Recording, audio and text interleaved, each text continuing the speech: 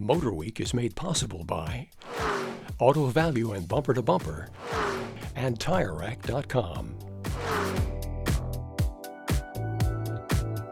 When the Nissan Leaf first went on sale in the early 2010s, the Mayan calendar had a lot of people thinking the world was literally going to end before EVs ever caught on.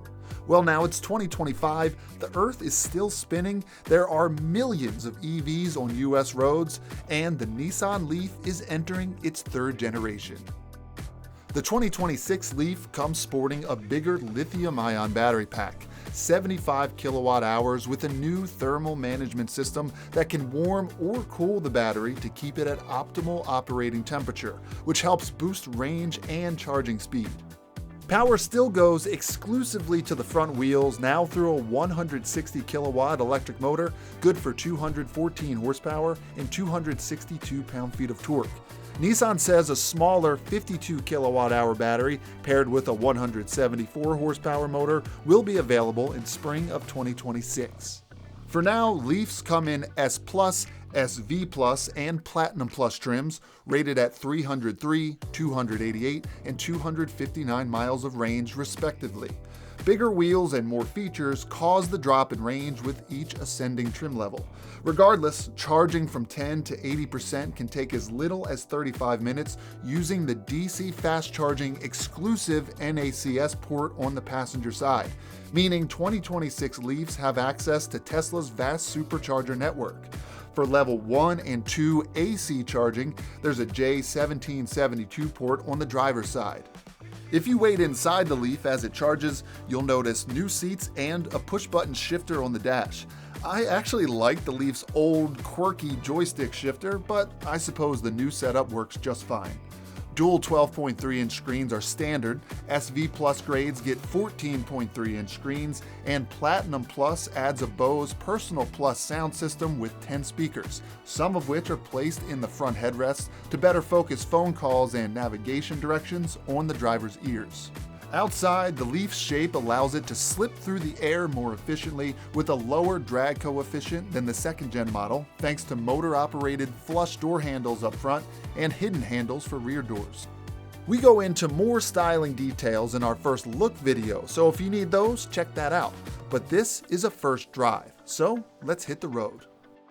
It feels from a ride and handling standpoint like a more mature version of its former self. It's a new multi-link rear. I think it's done a lot to settle it down. It feels more sophisticated, but again, this is a short wheelbase car, so you're gonna get a little bit of that chop, but it feels like a supple chop more than anything. I'm noticing at slow speeds around town and on some of these slower, twisty roads, it's really quiet inside. Now, when you do pick up the speed, you get onto a highway, I notice some wind noise creeping its way into the cabin.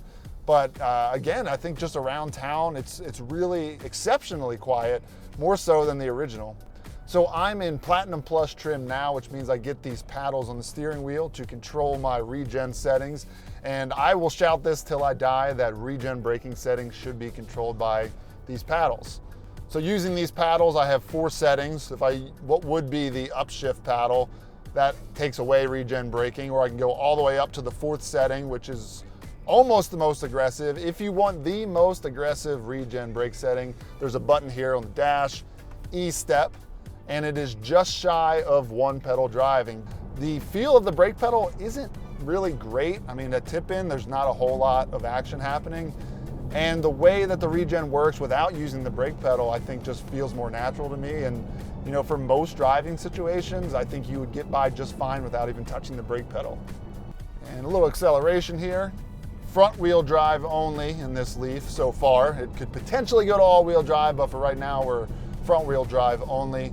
And you know, it doesn't have to be insanely fast to get the benefits of, you know, the electric torque. You know, from 20 to 30 miles per hour, 30 to 40, like those practical uses, there is plenty here. This Platinum Plus trim gets the larger dual screen, so 14.3 inches compared to 12.3. They're in a really nice location. Visibility is great looking forwards.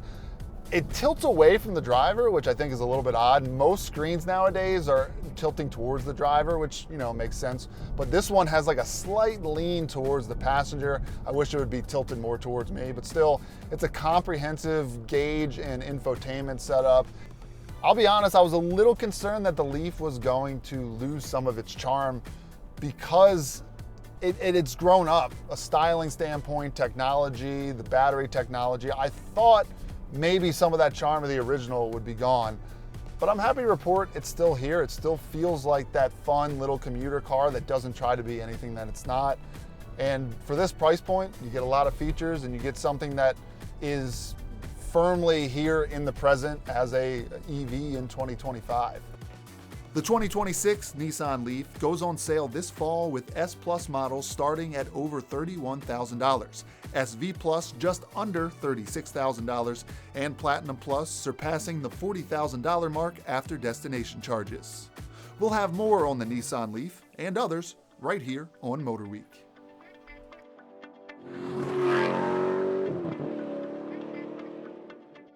The MotorWeek app, which includes our latest reviews and feature stories, is now available for mobile devices.